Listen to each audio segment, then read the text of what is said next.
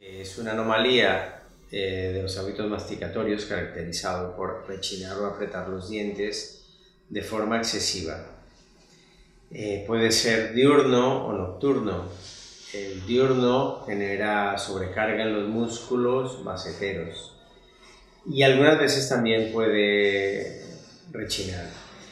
Y el nocturno, en algunos casos o en la gran mayoría de los casos, es rechinar, frotar los dientes y en algunas ocasiones apretar también.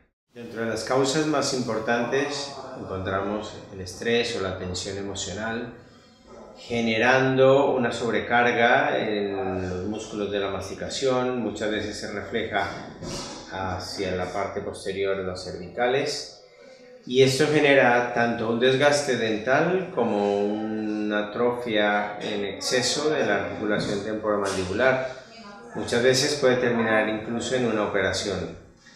Ese desgaste puede ocasionar sensibilidad de los dientes, puede ocasionar problemas periodontales que, si no se tratan, pues terminar con la pérdida de la pieza dental.